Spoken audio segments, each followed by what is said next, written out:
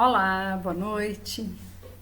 Como fazemos todos os domingos, neste mesmo horário, aqui estamos para mais um Evangelho no Lar. Hoje nós vamos falar sobre o capítulo 5 do Evangelho, que trata da melancolia. Sabe que final de ano, muitos de nós bate uma tristezinha, já ouvimos bastante falar nisso, houve uma época em que também já passamos por isso, então hoje nós vamos conversar um pouquinho sobre. Mas primeiro, como fazemos, vamos elevar o nosso pensamento a Jesus, esse mestre bondoso, pedindo as bênçãos para esse momento, que Ele visite cada lar, cada ambiente, onde houver um irmão conectados conosco, agora ou posteriormente, que esse mestre de luz chegue contagiando-nos com a sua paz, com seu amor, trazendo para todos nós as bênçãos as quais necessitamos, porque só Tu, Mestre Jesus, sabe quais são as nossas reais necessidades.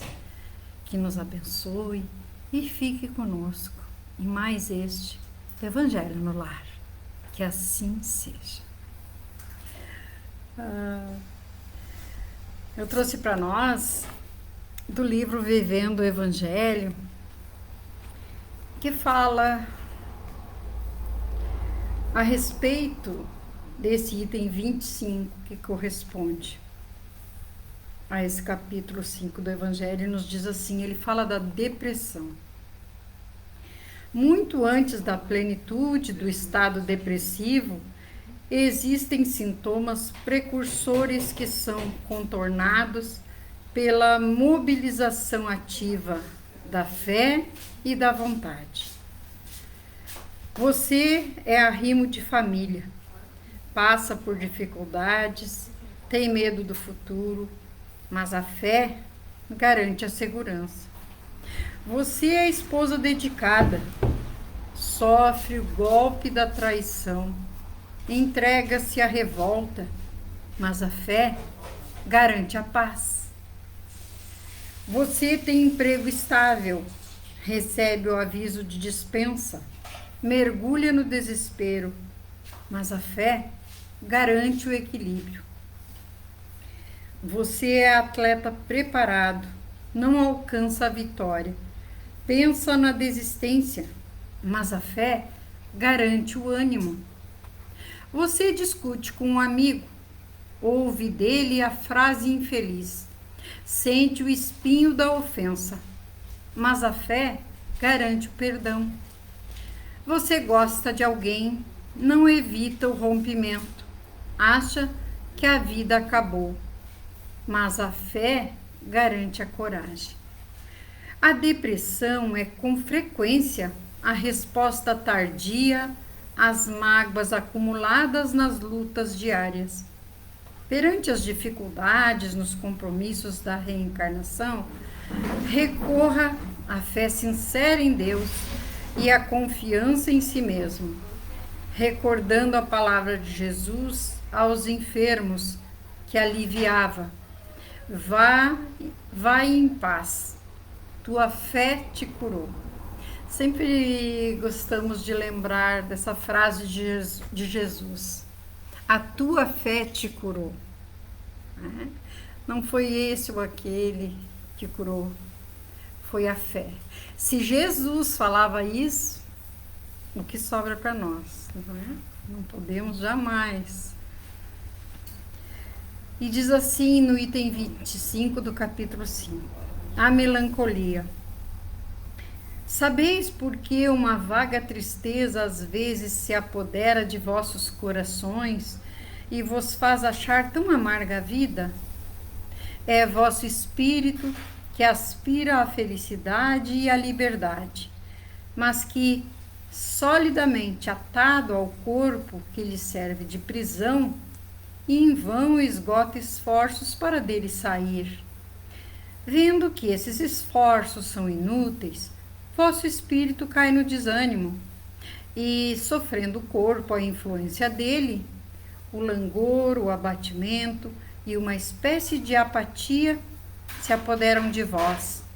E então pensais ser infelizes. Crede-me, resisti com energia a essas impressões que enfraquecem vossa vontade. Essas aspirações a uma vida melhor são inatas ao espírito de todos os homens, mas não as procureis neste mundo. E agora que Deus vos envia seus espíritos para instruir-vos sobre a felicidade que vos reserva, esperai pacientemente o anjo da libertação, que deve ajudar-vos a romper os laços que mantêm vosso espírito cativo. Pensai que, durante vossa prova na terra, tendes uma missão a cumprir, de que já não podeis duvidar. Seja devotando-vos à vossa família, seja cumprindo os diversos deveres que Deus vos confiou. Isso no curso dessa prova, e quando estiveres desempenhando vossa tarefa, virdes os cuidados, as inquietudes, os pesares e precipitarem-se sobre vós, sede fortes e corajosos para suportá-las. Enfrentai-as francamente.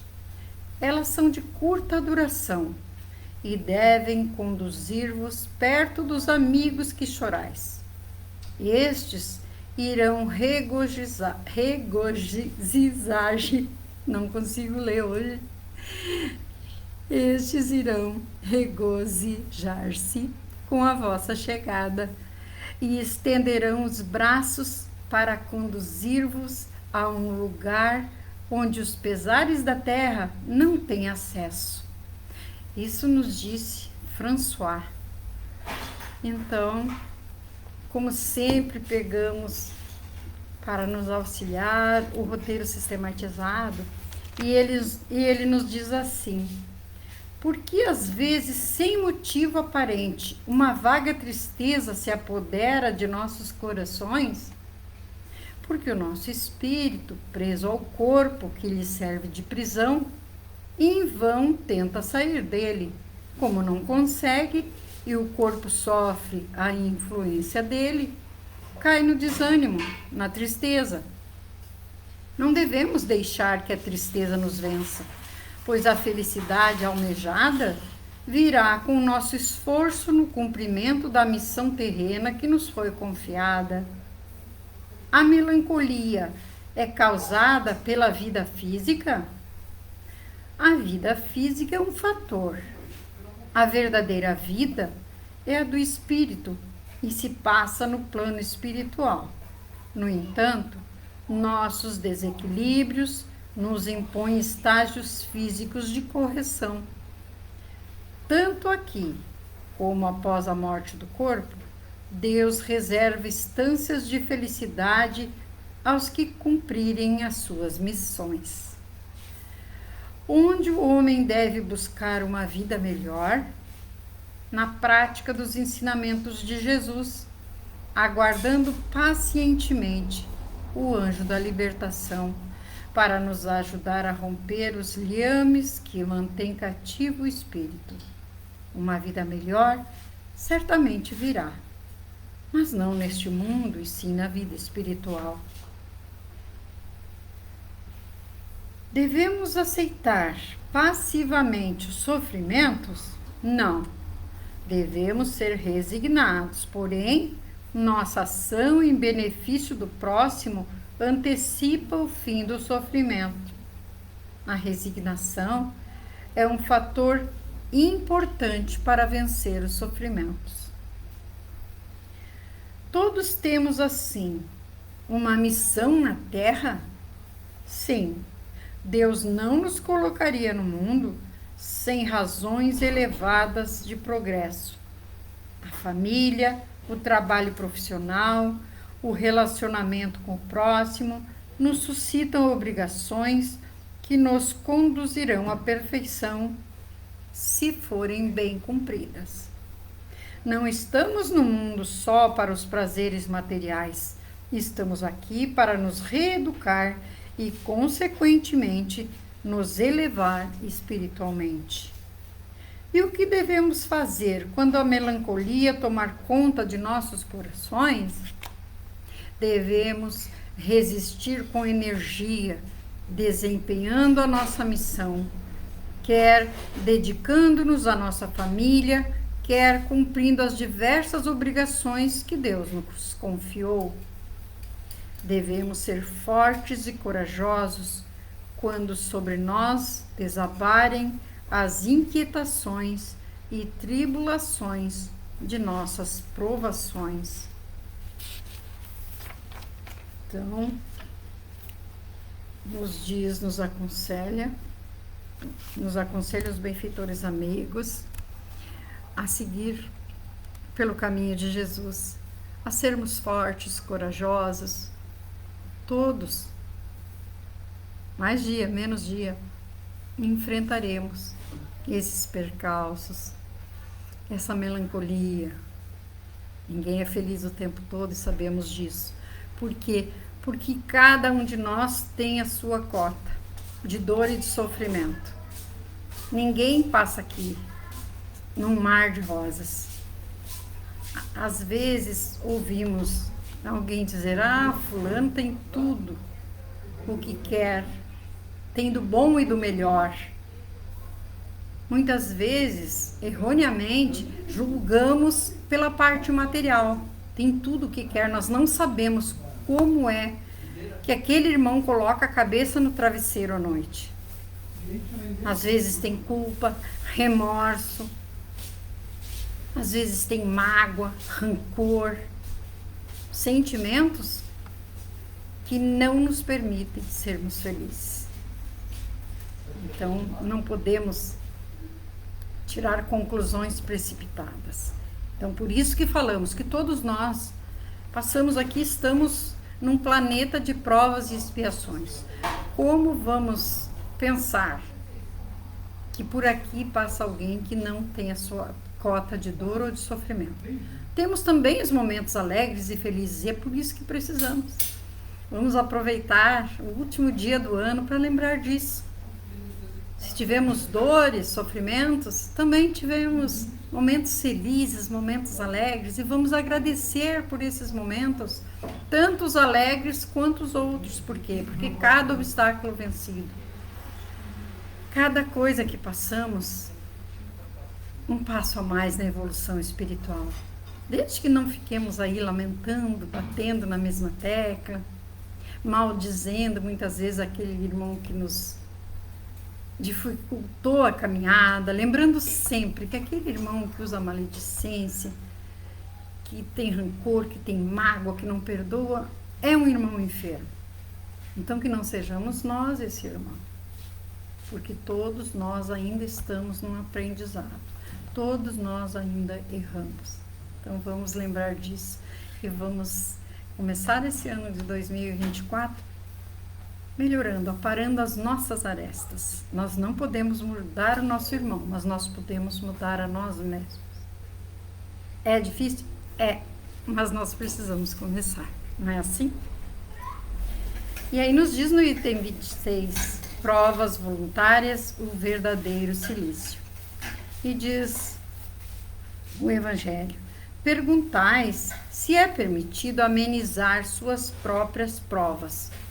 Essa questão leva a esta: é permitido ao que se afoga tentar salvar-se? Ao que foi cravado por um espinho retirá-lo? Ao que está doente chamar o médico? As provas têm por objetivo exercitar a inteligência, tanto quanto a paciência e a resignação. Um homem pode nascer numa situação penosa e conturbada justamente para ser obrigado a procurar os meios de vencer as dificuldades. O mérito consiste em suportar sem lamentação as consequências dos males que não se podem evitar, em perseverar na luta, e não se desesperar se não puder superá-los. Não há mérito num abandono que seria mais preguiça do que virtude. Essa questão traz necessariamente uma outra, já que Jesus disse: bem-aventurados os aflitos. Pode haver mérito em buscar aflições, agravando suas provas com sofrimentos voluntários? A essa questão responderei claramente: sim, há um grande mérito quando os sofrimentos e as privações têm por objetivo o bem do próximo, pois isso é caridade através de sacrifício, e não quando ela só tem por objetivo o bem próprio, pois trata-se de egoísmo por fanatismo. Então, quer dizer, quando eu me privo de alguma coisa, eu me sacrifico pelo bem do meu próximo, aumento as minhas provas, né? Isso é levado em conta, sim. Por isso que diz, cada caso é um caso. Agora, se eu estou doente, eu não busco médico, não busco recurso, mesmo tendo condições, não busco para aumentar o meu sofrimento? Não. Aí não. Esse sofrimento não tem. Eu estou aumentando a minha prova, mas querendo beneficiar só a mim mesma. Não. Aqui nos fala, é bem claro o Evangelho, para exercitar a nossa inteligência. Então, nós não temos que ficar de braços cruzados, mas para aumentar a minha prova, só o meu sofrimento, só se for em benefício do meu próximo. Aí sim, aí é válido, aí é contabilizado. Agora, para sofrer mais por vontade própria, não indo buscar recurso, não tomando medicamento, não. Aí eu não engano o Pai, e nós sabemos disso. E aí diz assim: há aqui uma grande distinção a se fazer. Quanto a vós, particularmente, contentai-vos com as provas que Deus vos envia, e não aumenteis a carga por vezes já tão pesada. Aceitai-as sem lamentações e com fé. É tudo o que ele vos pede. Não enfraqueçais vosso corpo com privações inúteis e macerações sem objetivo, pois tendes necessidade de todas as vossas forças para cumprir a missão de trabalho na terra. Torturar voluntariamente e martirizar vosso corpo é contravenção à lei de Deus, que vos dá o meio de sustentá-lo e fortificá-lo. Enfraquecê-lo sem necessidade é um verdadeiro suicídio. Usar, mas não abusar, tal é a lei. O abuso das melhores coisas traz a punição nas suas inevitáveis consequências. Outra coisa ocorre em relação aos sofrimentos que se impõem para o alívio do próximo. Se suportais o frio e a fome para reaquecer e nutrir aquele que necessita, e se com isso vosso corpo padece, eis aí o sacrifício que é abençoado por Deus. Aquilo que falamos, quando eu me privo de alguma coisa, quando eu me sacrifico pelo bem do meu próximo, isso fazendo com amor, não para querer aparecer. Aí, não para ostentar, né? Ai, eu sou boazinha, tô passando frio para dar o casaco pro meu irmão. Não, isso aí eu não engano. Posso enganar o próximo, não engano a Deus. Então, é disso que eu falo. Aí sim, diz, eis aí o sacrifício que é abençoado por Deus, quando eu faço por amor ao próximo. Vós que deixais vossos toucadores perfumados para ir a mansarda infecta levar a consolação, vós que manchais vossas mãos delicadas curando as chagas, vós que vos privais do sono para velar a cabeceira de um doente, que é vosso irmão em Deus, vós, enfim, que gastais vossa saúde na prática de boas obras, eis aí vosso cilício, verdadeiro cilício de bênçãos, pois as alegrias do mundo não secaram vosso coração. Não adormecestes no seio das volúpias debilitantes da fortuna, mas vos fizestes anjos consoladores dos pobres deserdados. Mas vós, que vos retirais do mundo para evitar suas seduções e para viver no isolamento, que utilidade tendes na terra? Onde está a vossa coragem nas provas, já que fugis à luta e desertais do combate? Se quereis um cilício, aplicai-o sobre vossa alma e não sobre vosso corpo. Mortificai vosso espírito e não vossa carne. Fustigai vosso orgulho. Recebei as humilhações sem vos lamentar. Pisoteai vosso amor próprio.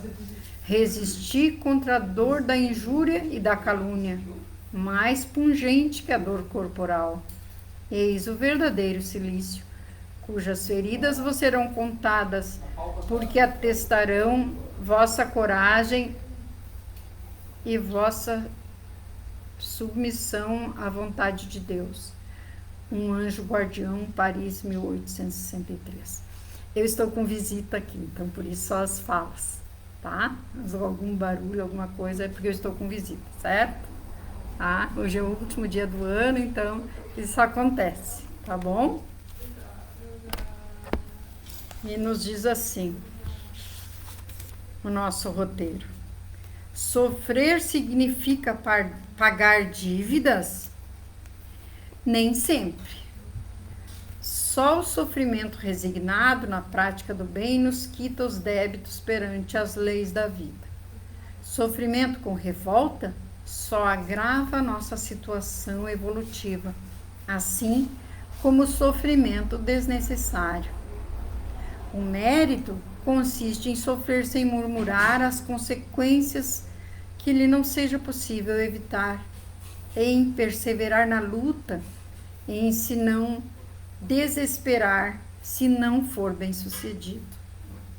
E quem são os aflitos referidos por Jesus? São os aflitos humildes, arrependidos, porém decididos a se resignar, a se regenerar pela reforma íntima e pelo trabalho no campo do amor e da caridade. A bem-aventurança apontada por Jesus está condicionada a um sofrimento resignado, sem murmúrio e, acima de tudo, imbuído de esperança e confiança na providência divina. Haverá mérito em procurar as aflições que lhe agravem as provas por meio de sofrimentos voluntários?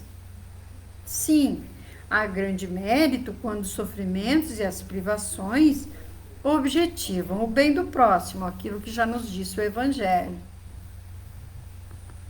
Porquanto é a caridade pelo sacrifício, e não quando os sofrimentos e as privações objetivam o bem daquele que a si mesmo as inflige, porque aí só há egoísmo por fanatismo. Abençoa, pois, o teu corpo e ampara-lhe as energias para que ele te abençoe e te ampare no desempenho de tua própria missão. Isso nos disse Emmanuel no livro Esperança. Que dizer dos que se submetem à tortura física para se salvar? Ao contrário do que imaginam, retardam sua caminhada em busca da salvação. Nosso corpo pertence a Deus, que nos concede como instrumento de trabalho para o nosso progresso. Maltratá-lo, simplesmente, é rejeitar esse precioso auxílio divino. És um espírito eterno em serviço temporário no mundo. O corpo é teu refúgio e teu bastão, teu vaso e tua veste, tua pena e teu buril, tua harpa e tua enxada. Isso também nos disse Emmanuel no livro Esperança, no livro da Esperança. Torturar e martirizar voluntariamente o vosso corpo é contravir a lei de Deus, que vos dá meios de o sustentar e fortalecer. E quanto aos que se autoflagelam pensando estar agradando a Deus, é evidente que a punição é atenuada para aquele que errar por ignorância. Entretanto, Nunca estará a pessoa isenta totalmente da culpa, porquanto as verdades divinas estão ao alcance de toda criatura, bastando sua iniciativa em assimilá-las. Essa prática já não é tão comum em nossos dias e tende a ser banida totalmente do comportamento humano, dando lugar ao sacrifício que verdadeiramente agrada a Deus, aquele que se faz visando unicamente a promoção do semelhante. Afinal, em que consiste o verdadeiro silício? Consiste no sacrifício que fazemos, objetivando nossa melhoria espiritual, mortificando nosso espírito e não nosso corpo, combatendo nosso orgulho, recebendo as humilhações sem murmurar, flagiciando o nosso amor próprio, sendo duros contra a injúria e a calúnia. Aí tendes o verdadeiro silício, cujas feridas vos serão contadas, porque atestarão a vossa coragem e a vossa submissão à vontade de Deus. E aqui vamos encerrando mais um evangelho, que possamos refletir e que possamos amanhã sermos um pouco melhores do que fomos hoje. Encerrando, pedindo ao Mestre Jesus as bênçãos, o medicamento invisível nas nossas águas, que possamos estar receptivos a todas as bênçãos, a esses fluidos benéficos, salutares, que a providência divina dirige a cada um de nós nesse momento. Que essas luzes possam contagiar a todos, que possamos sempre pensar e agir no bem, que o mal não nos atinja, e se por acaso tivermos alguma prova e passar por ele, que tenhamos coragem, fé, sabedoria para enfrentar cada obstáculo, com esperança, com a certeza de que o amparo sempre se fará. Mestre Jesus, te rogamos que nos ampare, nos abençoe, que tenhamos um próximo ano produtivo no bem, que as dificuldades sejam sanadas, as dores aliviadas.